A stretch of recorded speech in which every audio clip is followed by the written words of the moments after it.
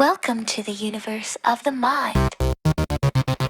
You'll be amazed at the things that you might find in a galaxy far, far away.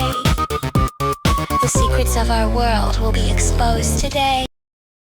Have you ever woken up from a dream so vivid, so real, that you needed a moment to remember where you were? Maybe you were flying over a city made of candy, or having a casual chat with your favorite historical figure. Dreams are a universal human experience, a nightly cinema playing in our minds. But have you ever wondered, why do we dream? What's actually happening in our brains when we're lost in these fantastical worlds? For centuries, dreams were seen as messages from the gods, prophecies, or windows into a spiritual realm. But today, thanks to modern science and technology like EEG and fMRI scans, we're starting to peel back the curtain on this mysterious part of our lives. We can literally watch the brain dream. So let's dive into the fascinating science behind why we dream. First, let's talk about when we dream. Most of our dreaming happens during a specific stage of sleep called REM, which stands for rapid eye movement. As the name suggests, it's a time when our eyes dart back and forth beneath our eyelids. But it's not just our eyes that are active. During REM sleep, our brain activity looks surprisingly similar to when we're awake. The parts of our brain responsible for emotions, sensory processing, and memory are firing on all cylinders. However, there's one key difference: the prefrontal cortex. The part of our brain in charge of logic and rational thought takes a bit of a nap. This is why dreams can be so bizarre, illogical, and emotionally charged. Our brain's emotion center is wide awake, but the logical supervisor has clocked out for the night. So, if our brain is so active, why don't we act out our dreams? Imagine the chaos. Thankfully, our body has a clever safety mechanism. During REM sleep, our brainstem sends signals to paralyze our voluntary muscles, a state known as REM atonia. It's like a biological sleep mode that keeps us safe and still while our minds are off on adventures. This is why, even if you're dreaming of running a marathon, your body stays peacefully in bed. Now we know when and how we dream, but the big question remains: why? Scientists don't have one single answer, but there are several leading theories, and the truth is likely a combination of all of them. One of the most popular theories is that dreams are a way for our brain to process emotions. Think about your day. You experience a whole range of feelings: stress from work, joy from seeing a friend, maybe a little bit of annoyance from traffic. Our dreams might be a safe space for our brain to work through these emotions, without the pressures of real-world consequences. It's like a form of overnight therapy. Neuroscientist Matthew Walker, author of Why We Sleep, calls it emotional first aid.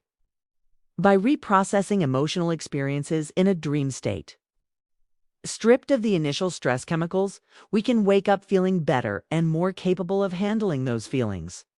This is why after a traumatic event, people often have intense dreams related to it. It's the brain's way of trying to heal and make sense of the experience. Another compelling idea is the memory consolidation theory. Our brain is constantly taking in information, like a computer downloading files all day long. Sleep, and specifically dreaming, might be the time when the brain sorts through these files. It decides what's important enough to keep and transfer to long-term storage and what can be deleted. Have you ever struggled with a problem, gone to sleep, and woken up with a solution? This isn't magic. Your dreaming brain might have been working on it overnight, making connections that your awake brain missed. Studies have shown that people who get a good night's sleep, complete with dream cycles, perform better on memory and learning tasks. Dreams are not just random noise. They're an essential part of how we learn and remember. Then there's the threat simulation theory. This idea, rooted in our evolutionary history, suggests that dreams are a kind of virtual reality training ground. Our ancestors faced constant threats from predators and other dangers. Dreams might have served as a way to practice fight or flight responses in a safe environment. By simulating threatening scenarios, being chased, falling, or facing a conflict, our brain gets to rehearse its reaction plan. This would make us better prepared to handle real-life dangers, even though we're not running from saber-toothed tigers anymore. Our brains might still use this ancient mechanism to prepare us for modern-day stresses, like a big presentation or a difficult conversation. And of course, we can't ignore the creative side of dreams. The bizarre, surreal nature of our dreamscapes can be a powerful source of inspiration. Because the logical part of our brain is less active, our minds are free to make unusual and novel connections between ideas. Think about it. Paul McCartney famously said the melody for the song Yesterday came to him in a dream. The structure of the benzene molecule was supposedly discovered after a chemist dreamed of a snake biting its own tail. Dreams break the rules of reality, and in doing so, they can open up new pathways for creativity and problem-solving. They allow us to think outside the box, because in a dream, there is no box. But what about those dreams that are just weird? Like the one where your teeth are falling out, or you re-back in school and have UNT studied for a test you did UNT even know you had. Many psychologists believe these common dream themes tap into universal human anxieties. Dreams of teeth falling out might relate to a lack of control, communication issues, or concerns about appearance. The unprepared for exam dream often surfaces when we feel judged or unprepared for a challenge in our waking life. While dream interpretation is UNT and exact science, a dream about a dog might mean something different to you than it does to me. These common themes suggest that our dreams are deeply connected to our personal worries and stresses. So, to sum it all up, dreams aren't just random firings of a sleeping brain. They are a complex and vital function. They act as our emotional regulators, our memory filers, our threat simulators, and our creative muses. While we're asleep, our brain is hard at work, making sense of our day, preparing us for tomorrow, and even protecting our mental health. Next time you wake up from a strange or wonderful dream, don't just dismiss it. Take a moment to think about it. It's a private, personalized message from your own mind, a glimpse into the incredible work your brain does every single night. The world of dreams is still one of science's most fascinating frontiers, and every night, each of us gets to be an explorer.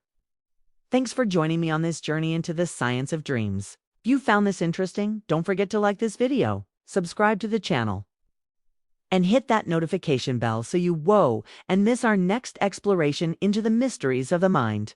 Sweet dreams.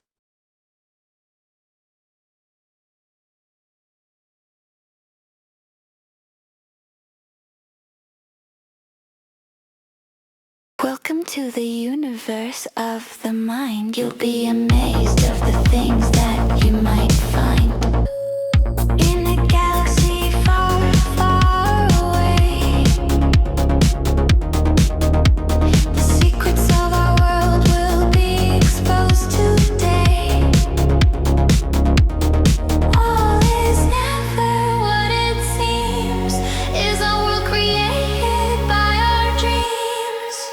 Are we living in a simulation? Is the moon alien space station? Quantum is quantum does. Nobody knew just what it was. To this day we still don't know, but we won't stop exploring, no. Welcome to the universe of the mind.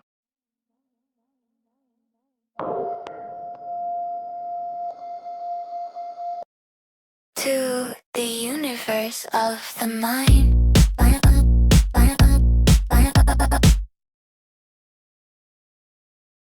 You'll be amazed of the things that you might find. In a galaxy far, far away,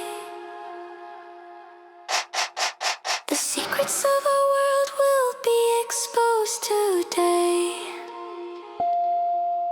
All is never what it seems. Is a world created by our dreams?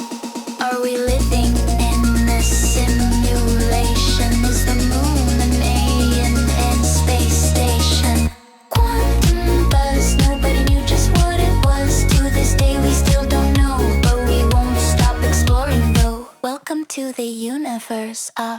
mind. Welcome to the universe of the mind. Welcome to the universe of the mind. Welcome to the universe of the mind. Mind.